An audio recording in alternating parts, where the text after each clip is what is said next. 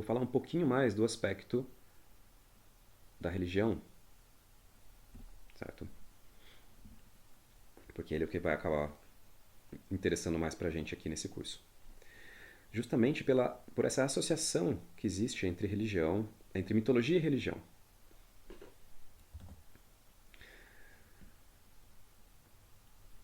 Porque de uma incompreensão da mitologia nasce a ortodoxia. Certo?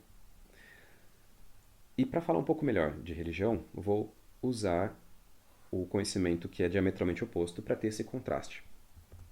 Qual que é essa diferença entre as descrições e as epifanias, né, que são as matérias-primas de um e do outro? A ciência ela é composta de descrições sobre a realidade. Mas essas descrições, elas vão para o nível do consensual, do objetivo. A ciência vai falar sobre o mínimo de cada coisa, mas é o mínimo que é consensual. Tá? Então, se eu pego essa caneta aqui e falo, o que é científico sobre essa caneta? Olha, que ela tem 14 centímetros, que ela é preta, ela é feita de material plástico, porque todas as pessoas que medirem isso aqui vão medir mais ou menos 14 centímetros. Né? Ah, então, essa coisa da objetividade tem a ver com a concordância dos observadores. Todo mundo pode olhar para essa caneta e ver a mesma coisa. Agora, se eu começo a falar, mas essa caneta ela é bonita, ou não, ela é feia. Ah, não, mas essa caneta ela me desperta raiva. Aí eu já começo a ir pro aspecto do subjetivo. Não quer dizer que o subjetivo é irreal, só quer dizer que o subjetivo ele não é necessariamente consensual, então ele está fora do domínio da ciência. Ele começa a ir para o domínio da filosofia, da arte, de várias outras coisas, né? Ou seja, a ciência vai falar do que todos nós podemos concordar. É uma experiência comum, compartilhada sobre a caneta. E a epifania é o contrário. É aquilo que só você pode ver, ninguém mais viu. Ela tem a ver com a experiência mística, ela tem a ver com uma visão que você teve numa, sei lá, meditação, no sonho. Ninguém mais viu aquilo, só você pode ver. Então isso aqui é o ápice do subjetivo. Quer dizer que é irreal? Não. Só quer dizer que ninguém mais viu. Ninguém mais teve essa experiência, porque ela é única. A próxima vez que você for sonhar, ou sei lá, meditar, ou fazer o que seja, vai ser uma outra coisa. Nunca vai ser a mesma experiência. Enquanto que medir a caneta vai ser sempre a mesma coisa. Então, por conta desse caráter dinâmico das epifanias, bom, primeiro que a gente associa a religião ao fogo, né? Essa energia do fogo. E é esse aspecto diametralmente oposto da ciência. Ela é aquilo que é totalmente subjetivo. Enquanto que as descrições, a Terra, é aquilo que é totalmente objetivo, totalmente entre aspas, tá? Tem um pulo do gato nisso aí, porque o objetivo e o subjetivo, depois eles viram do avesso, se você força demais, né? Mas não é o ponto aqui dessa aula. Aquilo que a gente acha que é o auge do subjetivo vira objetivo e o vice-versa, né?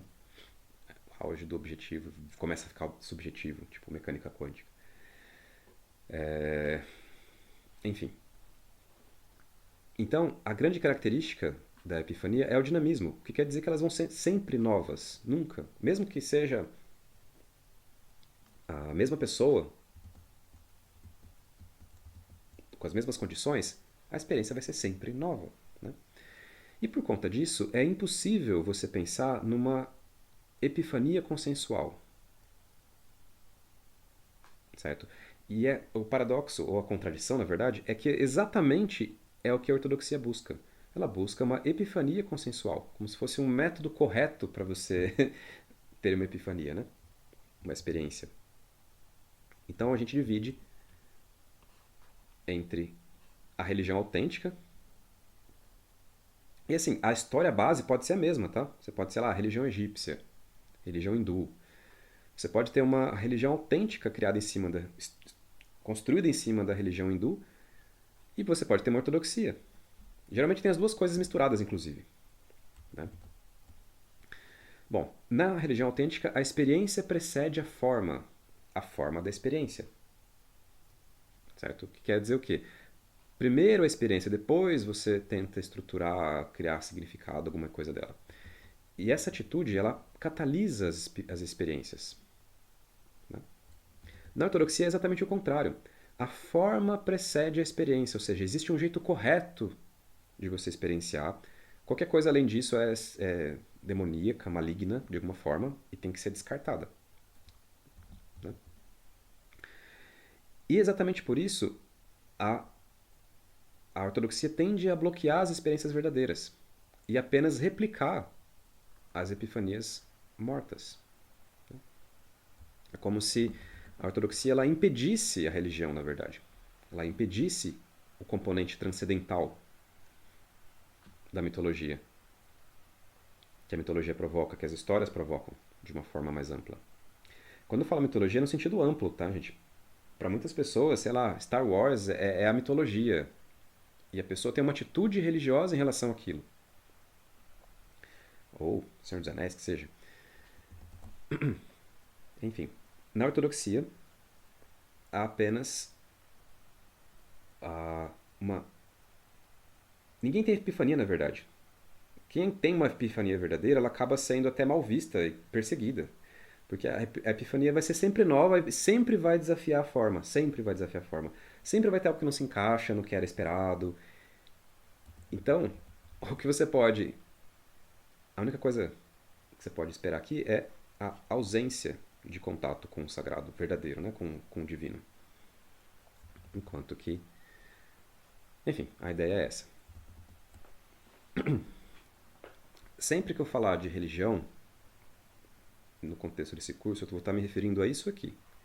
Religião autêntica. Agora que eu vi o erro. Certo? Quando eu quiser me referir a esse aspecto, porque é uma palavra meio batida hoje em dia, né? Com uma conotação ruim. Então, sempre que eu quiser usar essa conotação ruim, eu vou estar falando de ortodoxia. Certo?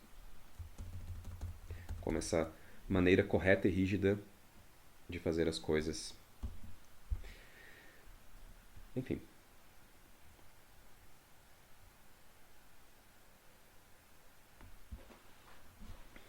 Passando agora para os aspectos da religião verdadeira, religião autêntica. Lembrando que a religião verdadeira não é uma religião específica, tá? Mas é uma atitude em relação a uma história, uma mitologia. Nesse sentido de catalisar e cultivar epifanias. É isso, tá? Não venham falar que eu estou pregando uma religião verdadeira aqui, pelo amor dos deuses. Tá, vou só aqui dividir de maneira didática entre 3 atitudes e 4 camadas de culto que tendem a aparecer nessas religiões autênticas. A primeira atitude, ela é mais primitiva, ela é a atitude comercial, tá? Em relação ao espiritual. Espiritual vem da palavra espíritus, que quer dizer abstrato.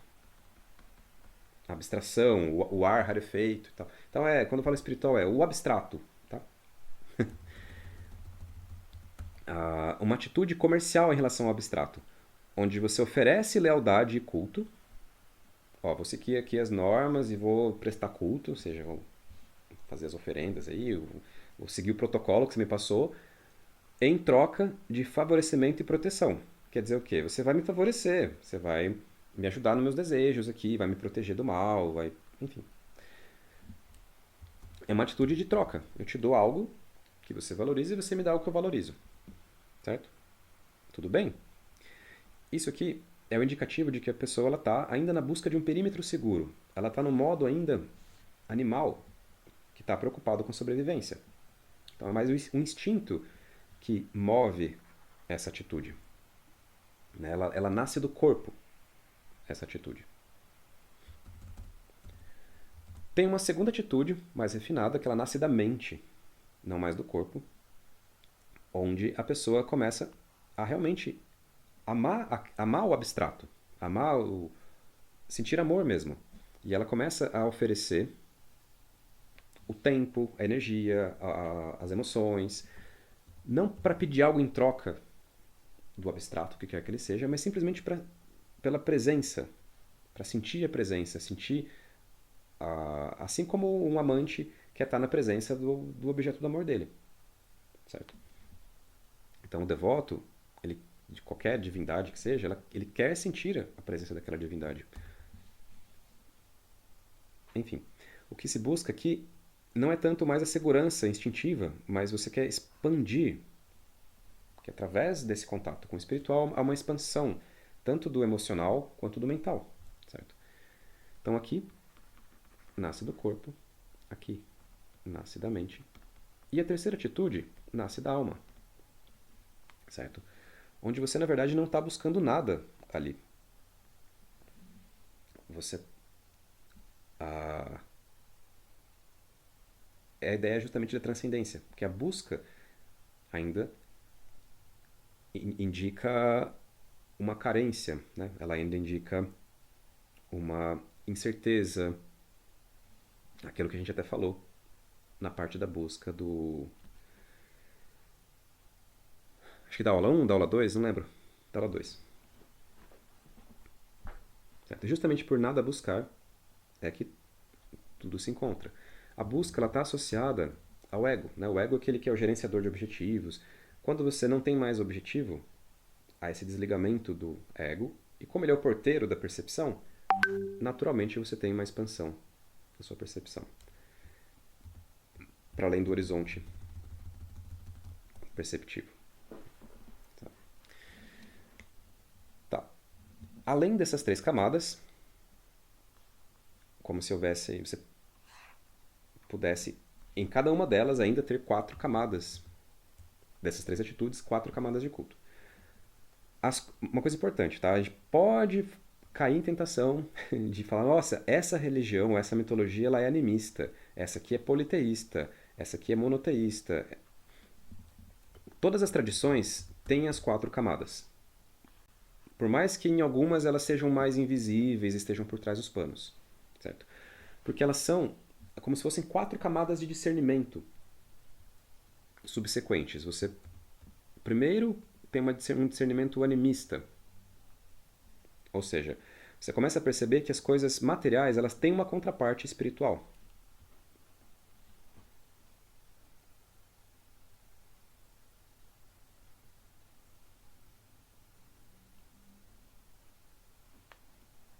Tava vendo se tinha caído aqui alguma coisa.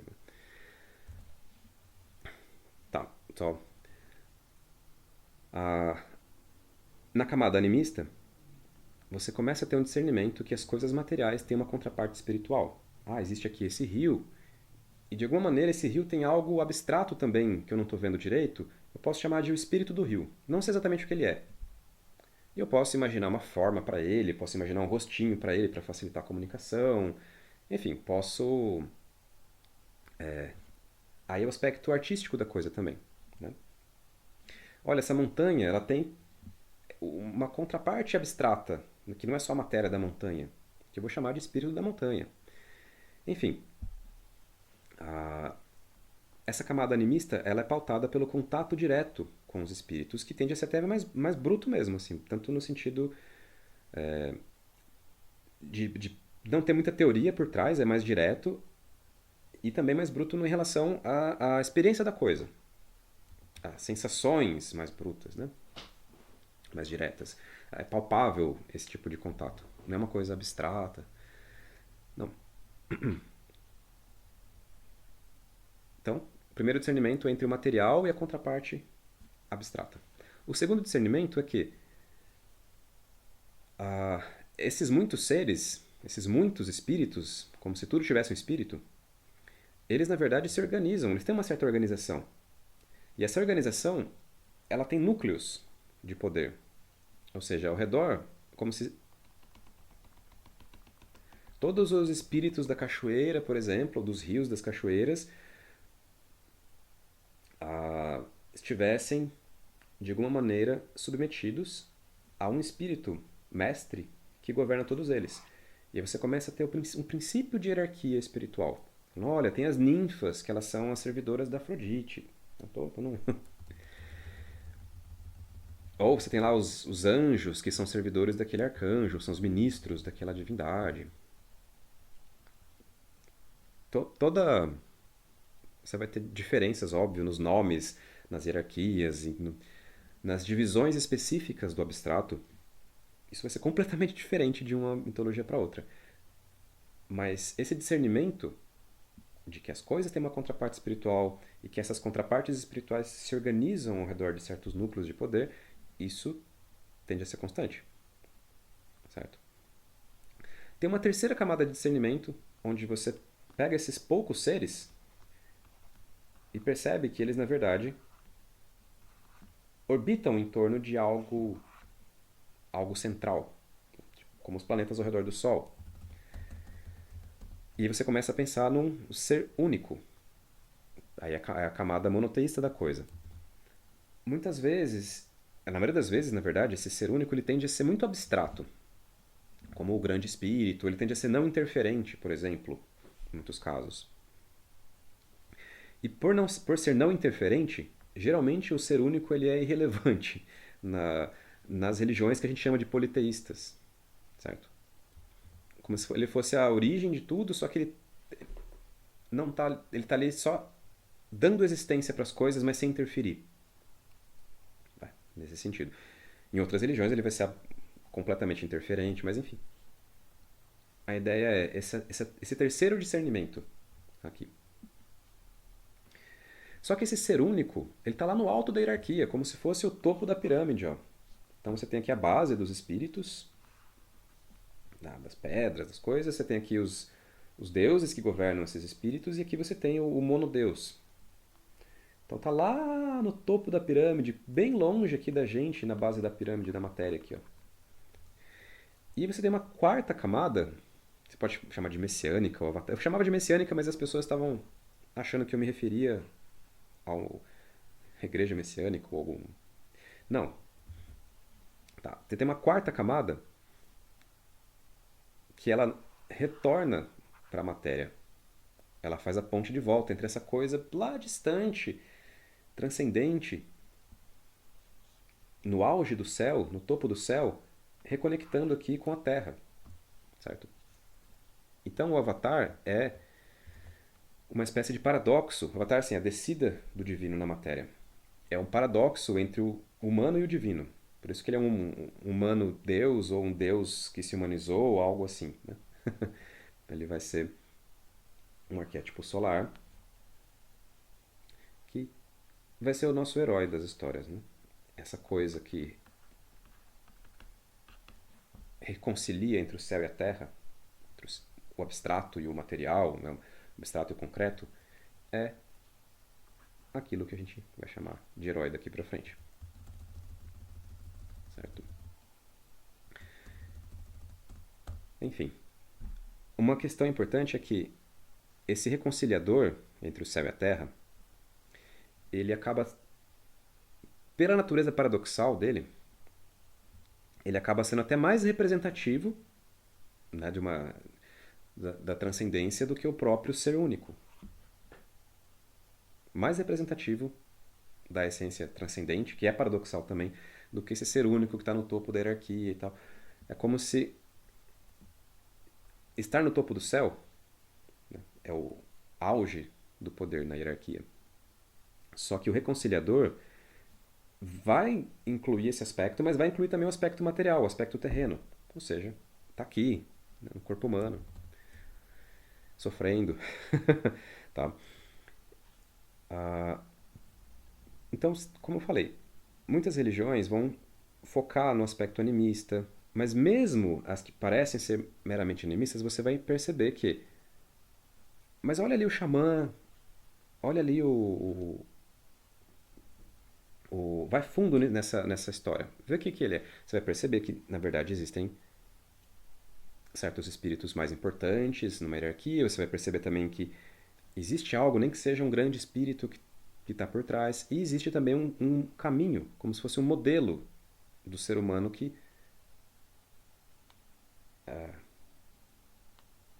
está no meio do caminho, né? Meio humano, meio divino. E vice-versa para todos. Mesmo, monoteísmo, pega o cristianismo ali do interior da zona rural. Você vai ver práticas completamente animistas aparecendo naturalmente ali. Claro que os bispos ficam horrorizados com essas práticas animistas, mas é cultural, vai aparecendo. Não importa. Porque as pessoas têm sensibilidades espirituais, elas começam a desenvolver naturalmente, mesmo se ninguém tem ensinado. Enfim, quero dizer que mesmo uma religião que pareça ser duramente monoteísta, ela vai ter ocultos, ainda que reprimidos, aspectos animistas e vice-versa. Tá? Bom, então nisso aqui a gente dá um panorama desse aspecto de religião para os nossos propósitos aqui desse curso, tá, gente? Óbvio que cada um desses assuntos dá pano para manga, né? E por fim, tradição.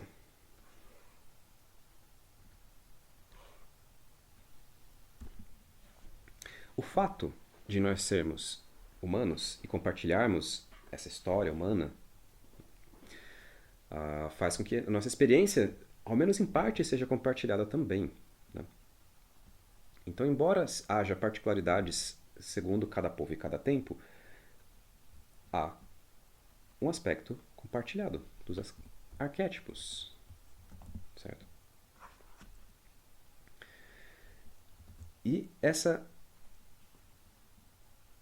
particularidade de cada povo a cada tempo, ela vai aparecer. Não apenas os arquétipos aparecem na mitologia, como eles aparecem em todas as mitologias, mas a adaptação profunda de cada povo.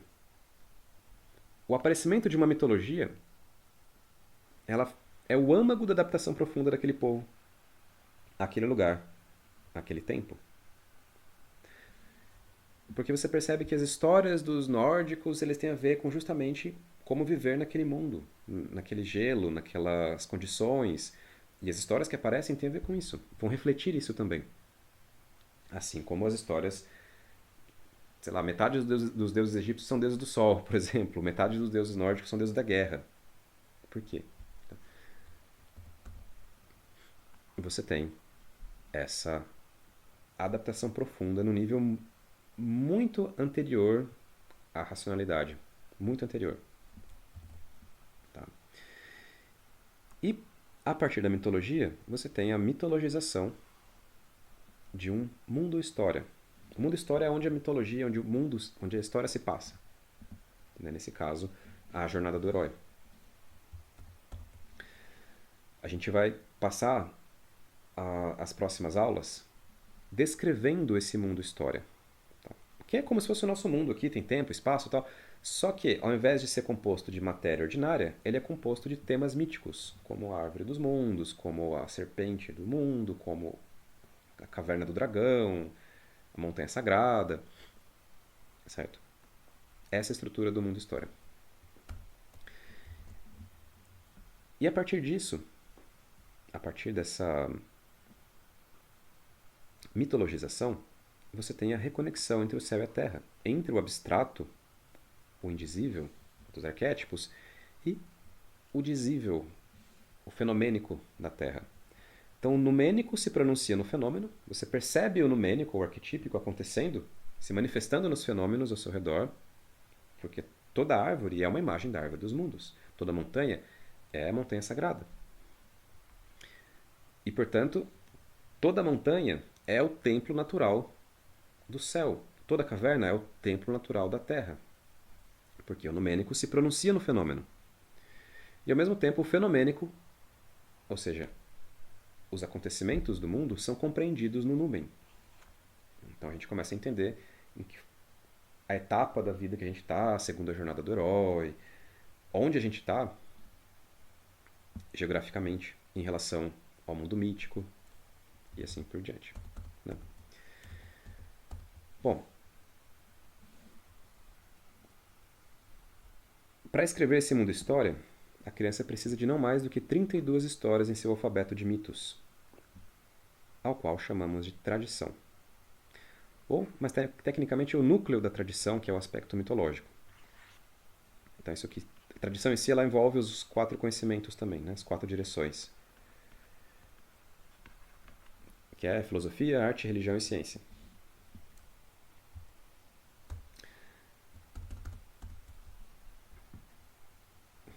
Certo?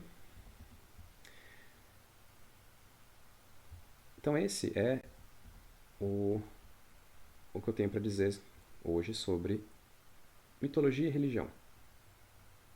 Né? A gente não tem como não passar por esses temas, porque a jornada do herói, as histórias, quando elas se tornam muito. Quando a gente percebe esse significado profundo, elas começam a se tornar muito importantes, elas começam a se tornar sagradas também. A gente já viu isso. E as religiões começam a se construir ao redor dessas histórias. E de fato a gente pode usar elas para isso, mas sempre mantendo esse olhar de mistério, de que não esgota, não importa o quão, o, o quão enorme seja o edifício que se construiu em cima da história, ela ainda permanece pura, inexpugnável a qualquer interpretação. É, assim, eu estou falando sempre em termos genéricos aqui, não quero puxar a discussão para nenhuma religião específica, mas assim, é claro que a gente está falando também de coisas ao nosso redor. Tá? Então, a história de Cristo, por exemplo, ou mito, para ser mais exato, ele é muito mais fundamental, ele é inexpugnável a qualquer religião cristã que se construa em cima da história dele. A história de Buda, o mito de Buda, ele é muito mais fundamental a qualquer religião, facção, seita ou tradição budista que se construa em cima disso. Não quer dizer que essas estruturas sejam inúteis. Não, mas elas são uma construção a posteriori. A história é mais fundamental. Basicamente, acho que é isso que seria interessante guardar aqui. E é justamente na história que é a fonte. Na história que está a fonte do significado e propósito que a gente acha que está na estrutura. A estrutura, ela vai descrever, explicar, elaborar, mas a fonte daquilo que a gente acha que está na estrutura, na verdade, está na história. Naquela história fundamental, no sentido de fundamento, de alicerce.